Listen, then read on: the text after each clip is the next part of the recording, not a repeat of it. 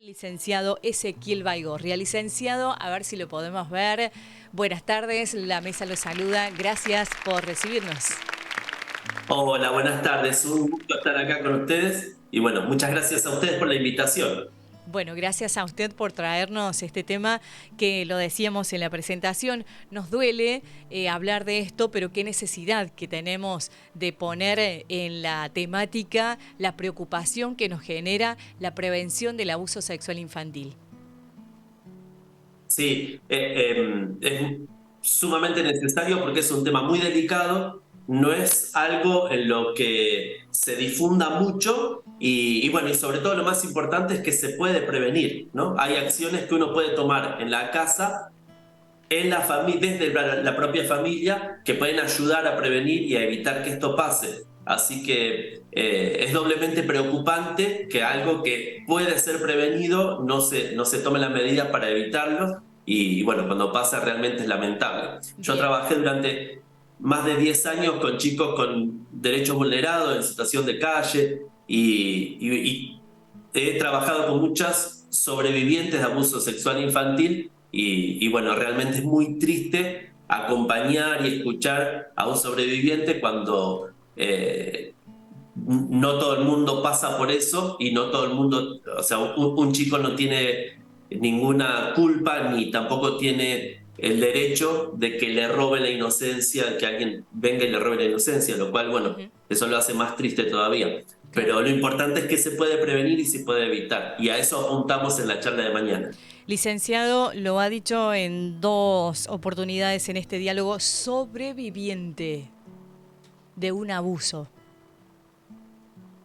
Sí, nosotros preferimos hablar de sobreviviente y no de víctima, Ajá. ¿no? Porque hablar de víctima es revictimizar, ¿no? Y poner en una situación en donde, porque el abuso, aparte de que se puede prevenir, digamos, tampoco hay un trauma imposible de superar, ¿sí? Es Claro. traumático, siempre deja huella. Se dice que Irene Intevi es una de las personas que más sabe sobre este tema en Argentina y en Latinoamérica, y ella dice que todo abuso sexual infantil deja marcas, siempre deja una huella. El abuso siempre es traumático. Ahora, no hay un trauma imposible de superar. Lógicamente es mucho mejor prevenirlo y evitar que pase. Hubiera sido mejor que no hubiera pasado, pero se puede superar. Por eso hablamos de sobrevivientes, ¿sí? Ujú. Y bueno, y porque hablar de víctimas es como ponerlo en una situación de desvalimiento a la persona Bien. y no es así. Esa situación es muy fea, haber pasado por un abuso es muy triste, pero no define a la persona. La persona no se define por eso, ¿sí? Bien.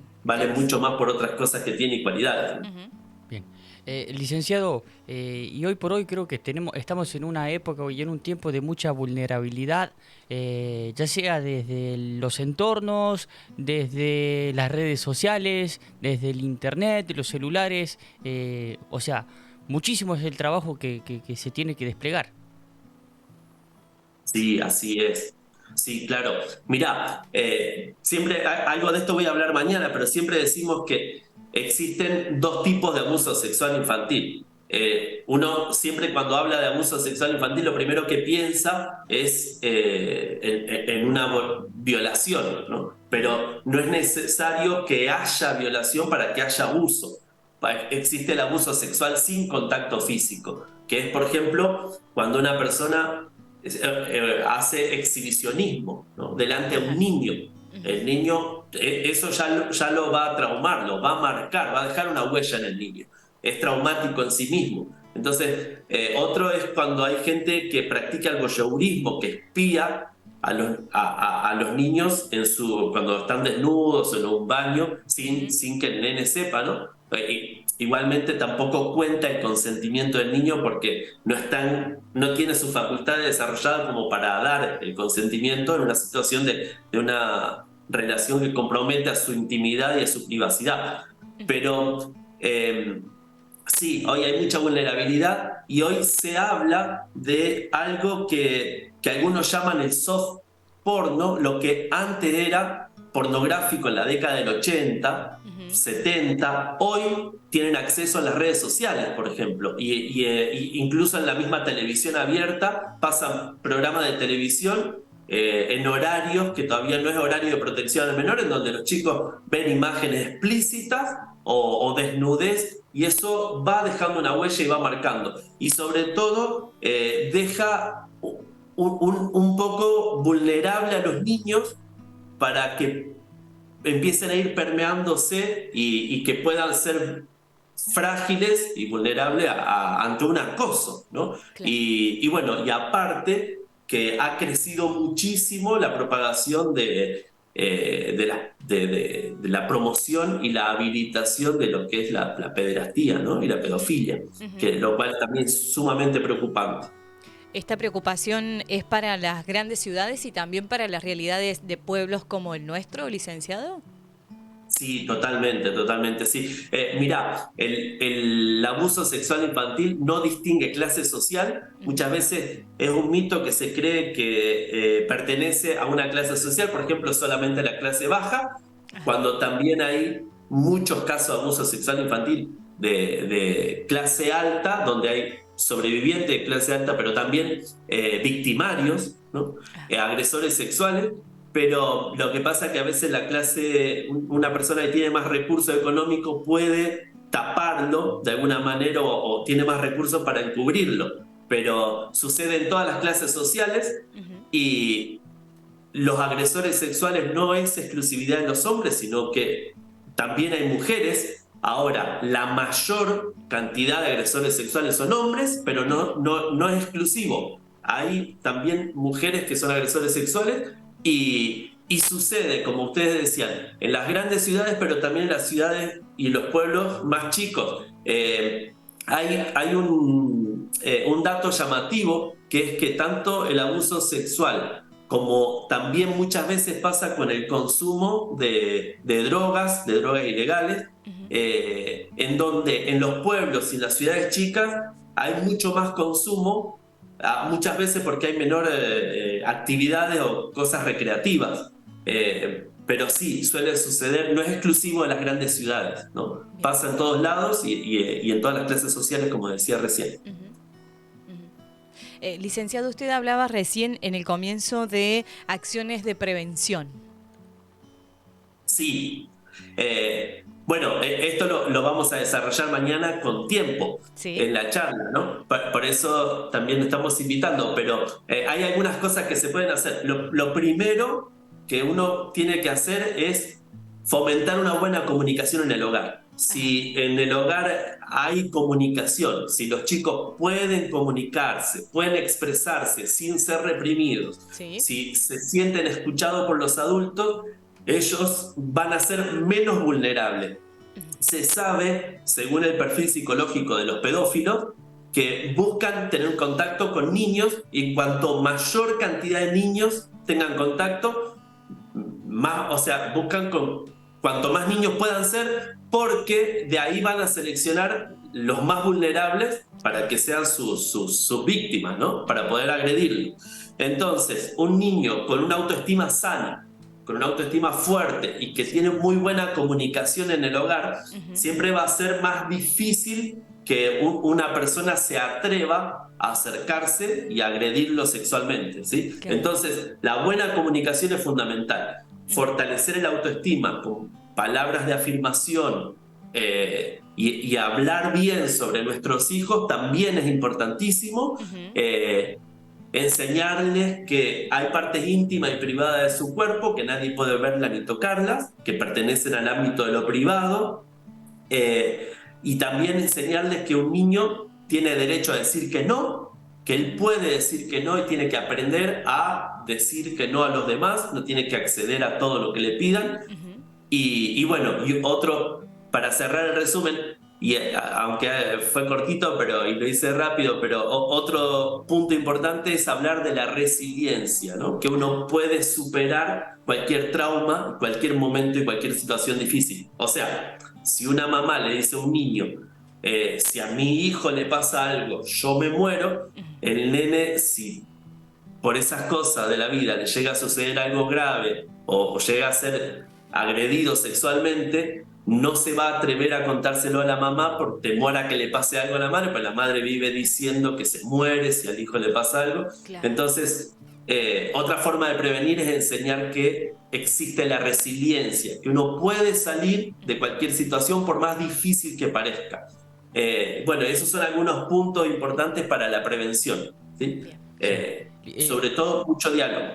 Licenciado, me parece que también comparto que también debe ser en la mayoría con muchísimo diálogo, pero también esto de que cómo ayudar a esa persona, ¿sí?, a que si ha sufrido un ataque o algo, lo diga, porque decíamos crearle o fortalecerle esa autoestima para que lo pueda decir.